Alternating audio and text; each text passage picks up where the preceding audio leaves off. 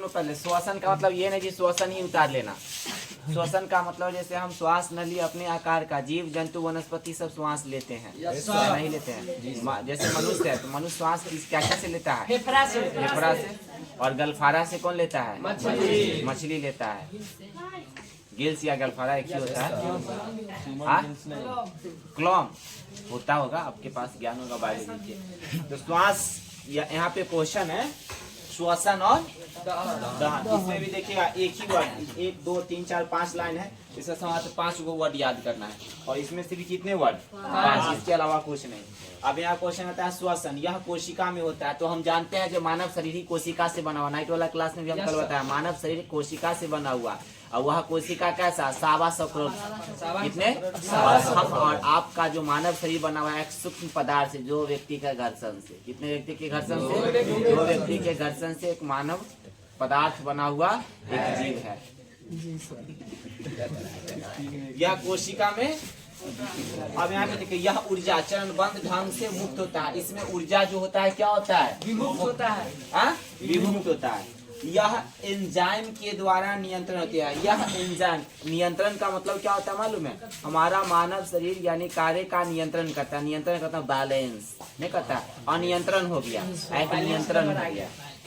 उसके बाद क्या कहता है? इसमें प्रकाश की उत्पत्ति नहीं होती है। इसमें प्रकाश की आवश्यकता नहीं होती है। प्रकाश की मतलब क्या? ऊर्जा। प्रकाश की मतलब ऊर्जा, सीधी सी बात है। तो इसमें प्रकाश की आवश्यकता होती नहीं है। कोई उत्पादकों का निर्माण नहीं होता है, माने कोई ऐसा उत्पादक है इसका निर्माण होता है। उत्पादक का निर्माण होता है, तो किसका निर्माण होता है? उत्पादक का। इसमें प्रकाश की उत्पत्ति नहीं होती है। या एंजाइम को क्या करता है? नियंत्रण करता है। ऊर्जा चरणबद्ध पर क्या होता है? विमुक्त होता है। इसमें कोशिका होता है। कितने वर्ड बोले थे? 5 वर्ड जो आपके सामने आता है। देखिए क्या कहता है इसमें? यह कोशिका होता है। यह कोशिका तो मानव शरीर कोशिका से बना हुआ है। इस चीज को आप जानते हैं। जीव जंतु वनस्पति पेड़ पौधा में भी कोशिका है, सूक्ष्म जीव है। जंतुओं में भी कोशिका है। हर एक अंग कोशिका से बना हुआ है।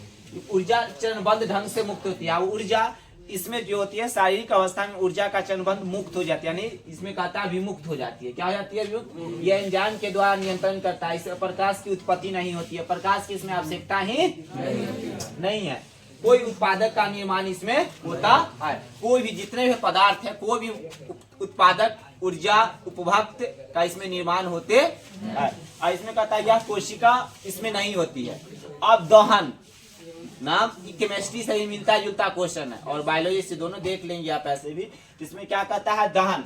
यह कोशिका में दहन नहीं होता है। कोशिका में क्या नहीं होता है? यह ऑब्जेक्टिव क्वेश्चन में भी आ सकता है। कोशिका में दहन होते हैं तो नहीं होते हैं। ऊर्जा अचानक रूप से विमुक्त होता है। ऊर्जा जो है अचानक रूप से, यानी एकाएक नहीं हो सकता है, तो विमुक्त हो भी गया, नहीं तो यह विमुक्त नहीं है। एंजाइम के द्वारा नियंत्रण नहीं होता है। इसमें देख लीजिए क्या कहता है? यह एंजाइम के द्वारा नियंत्रण होती है। इसमें क्या कहते हैं? एंजाइम के द्वारा नियंत्रण नहीं होती है। तेज लौ के साथ प्रकाश की उत्पत्ति होती है, यानी तेज रफ्तार। जिसमें लू आप बैठे होंगे, गर्मी के समय बैठे होंगे तो देखते होंगे बहुत ऐसा ज्यादा ब्राइटनेस आता है। तो तेज लू में एकाएक इसकी क्या होती है?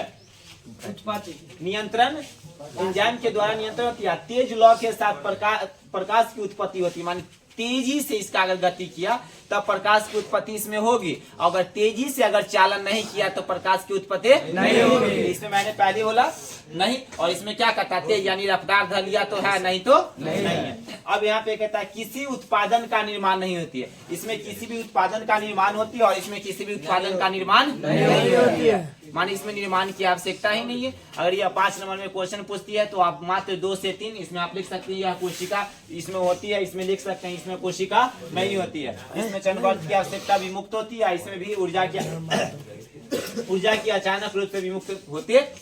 यानी अगर 3 नंबर में या 2 नंबर में पूछता है तो 2 से 3 लाइन लिखना, और 5 नंबर में अगर पूछता है तो इसको 5 को टॉपिक से लिखना है। और 1 लाइन आप लिखेंगे जरूर, श्वसन और दहन में निम्नलिखित अंतर। कोई दिक्कत?